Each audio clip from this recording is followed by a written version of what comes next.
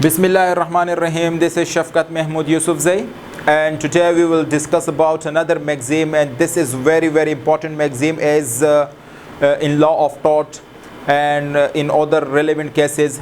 So we have already discussed 4 maxim, and today this maxim is 5th one, and inshallah we will try our level best in this video lecture in order to understand this maxim, that what does it mean and how it can be implemented in different situation. तो हम start कर लेते हैं कि ये मैगज़ीम जो है ये इस मैगज़ीम का मतलब क्या है और ये मैगज़ीम जो है हम कैसे इसको इम्प्लीमेंट कर सकते हैं। तो आज हम इसी मैगज़ीम के बारे में बात करेंगे।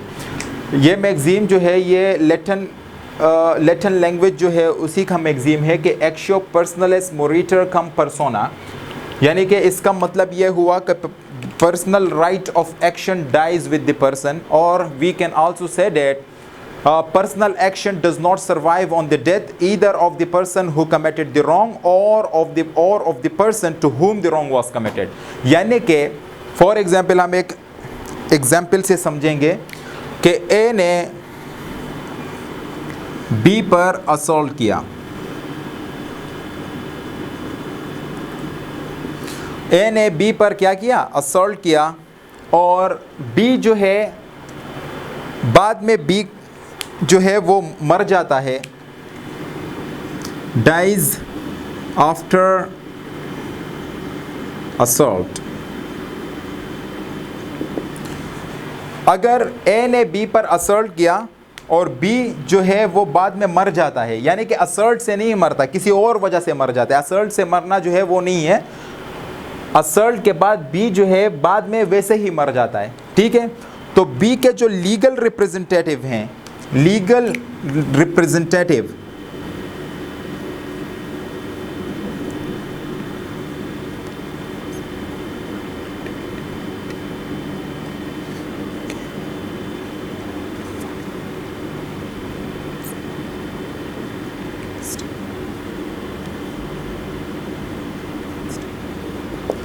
बी के जो लीगल रिप्रेजेंटेटिव होंगे वो ए के खिलाफ कोर्ट नहीं जा सकते हैं। B's legal representative cannot file a suit against A, क्योंकि ये B का पर्सनल राइट था, और जब B मर गया, ठीक है, तो B के साथ उसके जो राइट्स थे वो भी ख़त्म हो गए। तो इस मैगज़ीम का मतलब ये हुआ कि personal right of action dies with the person. और मैंने आपको अभी एक इसका जो एक सेकंड मतलब अक्सर जो है लोग यही लिख लेते हैं कि personal right of action dies with the person, और किसी किताबों में मैंने ये भी देखा है कि personal right does not survive on the death either of the person who committed the wrong or of the person to whom the wrong was committed. तो यहाँ पे ये जो है, अगर सपोज करें कि जो ए है, ए ने असल्ट किया था, जी बिल्कुल असल्ट ए ने ही किया था, ए जो है असल्ट करने के बाद जो है वो मर जाए,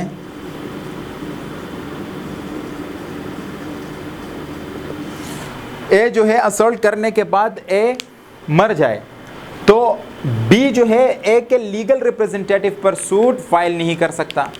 अगर वो फाइल कर भी दे तो वो कहेंगे कि सर हमने थोड़ी किया था असल्ट, वो जिसने किया था वो तो मर गए, ठीक है।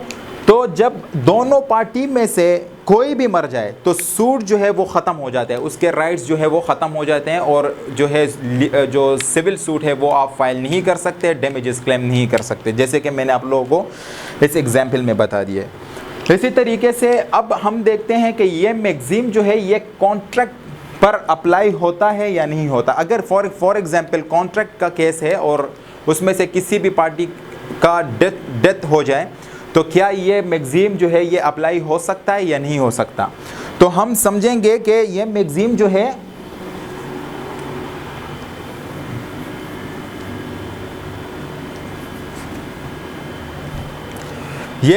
जो है ये कॉन्ट्रैक्ट पर अप्लाई होगा या नहीं होगा। फॉर एग्जाम्पल ए ने बी के साथ कॉन्ट्रैक्ट किया, कहा कि मैं आपको अपना घर दूंगा, और बी ने कहा कि मैं आपको कंसिडरेशन में, ए ने कहा कि मैं आपको अपना घर दूंगा, बी ने कहा कि मैं आपको कंसिडरेशन में 50,000 रुपये दूंगा या 50 लाख दूंगा, ठीक है। अगर अब ये बी जो है ये मर जाए बी मर जाए तो बी ए जो है इसके जो बी के लीगल रिप्रेजेंटेटिव होंगे उनसे कहेगा कि आपका जो ये वालिद है या जो भी है उन्होंने मेरे साथ ये कॉन्ट्रैक्ट किया है, लिहाजा आप उनके लीगल रिप्रेजेंटेटिव हो, अब इस कॉन्ट्रैक्ट को फुलफिल करना आप लोगों का काम है। ठीक है, यानी कि अगर बी ए ने कहा कि मैं आपको घर दूंगा, बी से कहा, और बी जो है और बी ने कहा कि मैं आपको कॉन्ट्रैक्ट हो चुका है। ठीक है, अब जो है ए अगर बी मर जाए तो ए जो है बी के लीगल रिप्रेजेंटेटिव को जो है वो ये बात बताएगा कि आपका जो बी है उन्होंने मेरे साथ ये कॉन्ट्रैक्ट किया है, लिहाजा इस कॉन्ट्रैक्ट को फुलफिल करना आपका काम है। इन केस ए जो है ए मर गया, कॉन्ट्रैक्ट कौन सा है? नॉट पर्सनल नेचर का नहीं है। पर्सनल नेचर का कॉन्ट्रैक्ट अभी मैं आप लोगों को बताऊंगा कि पर्सनल नेचर का कॉन्ट्रैक्ट कौन से कॉन्ट्रैक्ट होते हैं कि वो पर्सनल नेचर के होते हैं। अब ए मर जाए तो बी जो है ए के लीगल रिप्रेजेंटेटिव को कहेंगे कि जो ए है उन्होंने मेरे साथ ये कॉन्ट्रैक्ट किया है और मैं उनको कंसिडरेशन में 50 लाख रुपए दूंगा, लिहाजा ए मर गए। अब आप लोग जो है लीगल रिप्रेजेंटेटिव से कहेंगे कि आप लोग जो है इस कॉन्ट्रैक्ट को फुलफिल कर दें। ठीक है, तो मीन्स कि अगर कॉन्ट्रैक्ट पर्सनल नेचर का ना हो, पर्सनल नेचर का कॉन्ट्रैक्ट ना हो तो कॉन्ट्रैक्ट जो है वो वैलिड रहता है। चाहे दोनों पार्टी में से कोई भी जो है वो उनका डेथ जो है वो वाकया हो जाए तो लाजमी नहीं है कि वो कॉन्ट्रैक्ट ख़त्म हो जाए। कॉन्ट्रैक्ट ख़त्म नहीं होगा, अगर पर्सनल नेचर का ना हो तो ख़त्म नहीं होगा।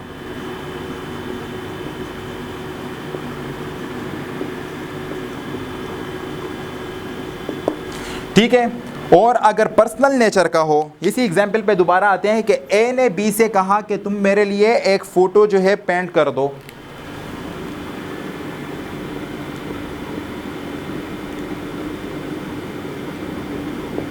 ए ने बी से कहा कि तुम मेरे लिए एक फ़ोटो पेंट कर दो। बी ने कहा कि ए से कि मैं आपसे जो है मतलब इस फ़ोटो का जो कंसिडरेशन है वो है फॉर एग्ज़ाम्पल 5,000 रुपये। ठीक है, आप मुझे 5,000 रुपये दोगे। अब बी जो है, बी मर गए भाई, बी मर गए। ए जो है बी के लीगल रिप्रेजेंटेटिव को ये नहीं कह सकते कि बी ने मुझे कहा था कि मैं आपके लिए फ़ोटो पेंट करूंगा, शायद इनके जो लीगल रिप्रेजेंटेटिव हो उनके पास ये स्किल अवेलेबल हो ही नहीं या वो पेंटर ही ना हो। ठीक है, तो ये पर्सनल नेचर का कॉन्ट्रैक्ट जो है अगर दोनों पार्टी में से कोई भी एक मर गए तो ऐसे कॉन्ट्रैक्ट हो जाएंगे वॉइड कॉन्ट्रैक्ट।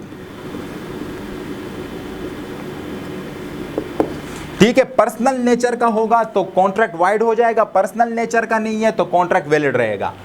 पर्सनल राइट ये हमारे पास पर्सनल राइट है, assault, trespass, battery, slander and defamation.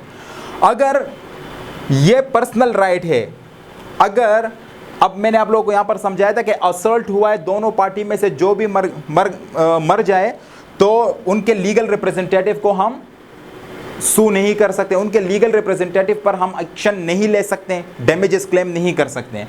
इसी तरीके से अनजस्ट एनरिचमेंट किसे कहते हैं? मिस एप्रोप्रिएशन को हम कहते हैं अनजस्ट एनरिचमेंट।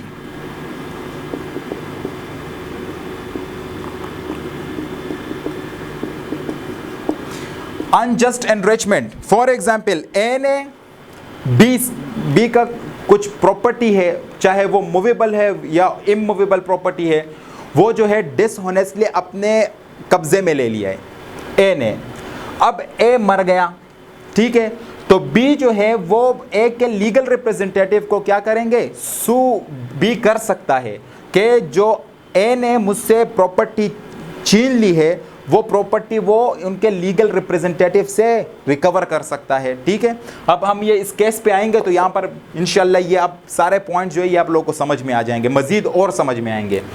यहाँ पर जो मिस्ड एप्रोप्रिएशन का केस है, ठीक है, तो लीगल रिप्रेजेंटेटिव को सू किया जा सकता है, लीगल रिप्रेजेंटेटिव पर एक्शन लिया जा सकता है। अगर अगर जिस बंदे ने मिस एप्रोप्रिएट की है प्रॉपर्टी वो मर गए तो उसी केस में जो है जो बंदा मर गया उसके लीगल रिप्रेजेंटेटिव को हम कहेंगे कि भाई जो आपके वालिद थे या जो भी थे जो अब मर गए हैं, उसने मुझसे ये प्रॉपर्टी छीनी थी, लिहाजा ये प्रॉपर्टी मुझे वापस कर दीजिएगा। और अगर वो लोग नहीं कर रहे हैं तो आप सूट फाइल करके जो है उनसे वो अपनी प्रॉपर्टी रिकवर कर सकते हैं। अब यहाँ पर